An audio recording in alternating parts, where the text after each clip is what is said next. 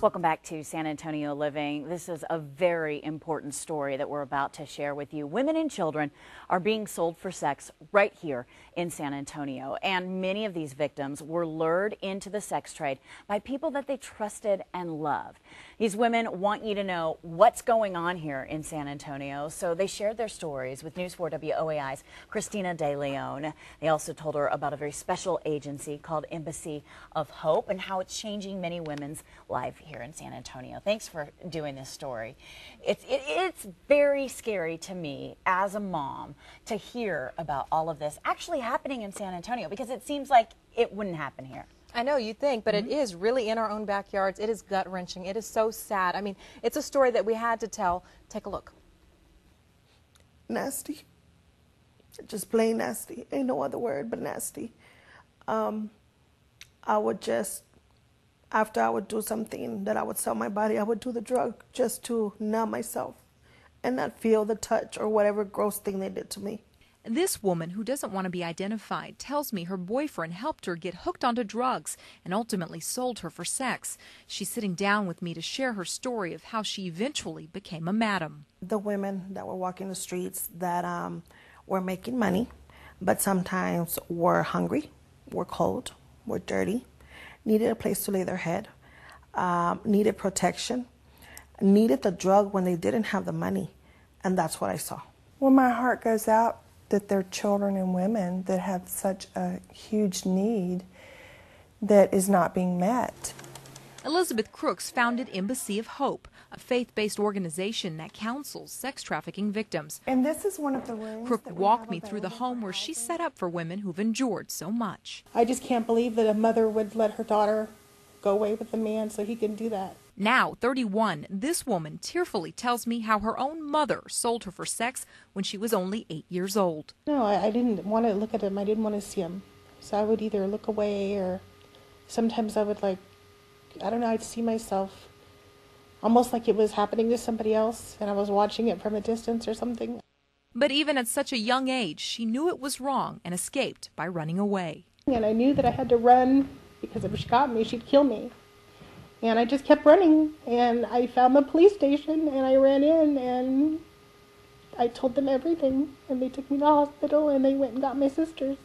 She ended up in foster care, and her mother served 18 months for child endangerment. I was overcome with emotion hearing the stories of these brave women, but they say their faith is strong and that Embassy of Hope is helping them move forward. I hurt for those women. Now my journey, my mission is to help the women, the lost. Find a teacher, somebody that you can trust. You're always going to have opportunities to be away from the person that's abusing you or allowing the abuse to happen. You're going to have those opportunities, and tell anybody, a grocery store person, anybody that'll listen, you need to tell. It's a frightening story, and one that needs more time than we're able to give it. So we do want to tell you that this is something that we are very passionate here about at News 4 and San Antonio Living, and we will continue to update you on what's going on here in San Antonio. Christina is with us. Also, Elizabeth Crooks with Embassy of Hope, and Carolina Reyes, who is a sex abuse victim and is actually the woman that did not want to show her face in Christina's story. She was the woman that was blacked out. But you're here today on San Antonio Living. Yes. Why are you ready for people to know who you are and what you've been through? I want them to know that there's hope. There is a future. There is agencies, people that will help us, pull us out of what we've been through, that we don't have to be there anymore. There is hope. For people seeing what you've been through, and you've been able to change your life. You've turned everything around. Yes. That's got to be an amazing feeling. Yes. It's I can say it's all the hand of God. I now help women. You know, we have a women's home, The Awakening, at our church, and we help women. And now what I used to do, I put back into the community, back into the women, and help them and mold them and shape them to be the women of God God's called them to be. And Christina, I know you investigated a lot of different things during the time period that you did this story, and a lot of people told you about a place called Embassy of Hope, and that's where Elizabeth is. Absolutely. And tell us a little bit about the agency, what you do. We're a faith-based organization, and we work with girls and women coming out of the sex trade business and rescuing, and we also help them with education and mentoring, and if they need counseling or housing, temporary transitioning.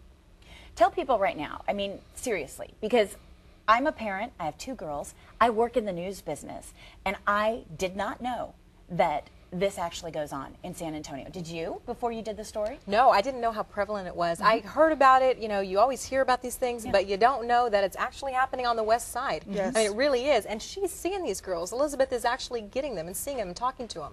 Tell people at home what you see on the streets of San Antonio. Well, there are 1.6 million children in America that are either homeless and runaways. About 80% of these children end up being victims of human trafficking in the United States.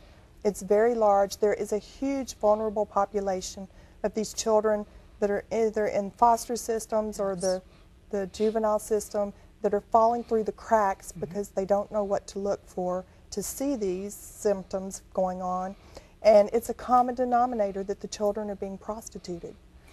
It's not kids that want this. It's kids that might run away because they got in an argument with their parents, and it can happen to any of them. And again, we're just scratching the surface on this show today because there's a lot that needs to happen in order to take control of this situation. Thank you so much for bringing us this story. Thank you both for coming today. If you would like to find out more about the agencies that we talked about, you can certainly go to WOAI.com. Embassy of Hope needs help. They need funding, and this is certainly something that we need to take control of in this city. Contact Christina also if you've got questions, and you can find all of us through WOAI.com.